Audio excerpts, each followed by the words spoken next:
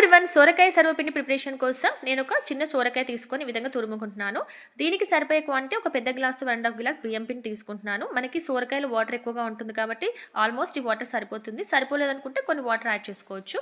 ఇందులోకి సన్నగా తురిమిన కరివేపాకు అండ్ కొంచెం జీలకర్ర, పల్లీలను వేయించుకొని కొంచెం కచ్చపచ్చగా మిక్స్ పట్టుకొని వేసుకోవాలి. నానబెట్టిన శనగపప్పు, కొంచెం పచ్చిమిర్చి పేస్ట్, కొంచెం పసుపు, సరిపోయినంత red chilli powder, salt and కొంచెం కొత్తిమీర ఎక్కువగా వేసుకుంటే టేస్టీగా ఉంటుంది. ఇవన్నీ ఈ విధంగా ముద్దలాగా ప్రిపేర్ చేసుకోవాలి. ఒకవేళ వాటర్ క్వాంటిటీ సరిపోలేదనుకుంటే కొన్ని యాడ్ చేసుకొని ప్రిపేర్ చేసుకోవాలి. తర్వాత కొంచెం ఆయిల్ అప్లై చేసుకొని ఈ విధంగా ముద్దలాగా ప్రిపేర్ చేసుకొని పక్కన పెట్టుకోవాలి.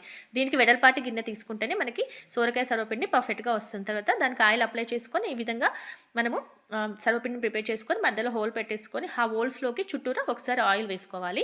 ఒకవైపు మంచిగా కాలిన తర్వాత ఇంకొక వైపు కూడా కాల్చుకున్నట్టయితే చాలా చాలా టేస్టీగా ఉండే సోరకాయ సర్వపిండి రెడీ అయిపోతుంది. చాలా కమ్మగా ఉంటుంది. మీరు కూడా డెఫినెట్గా ట్రై చేయండి. Thank you.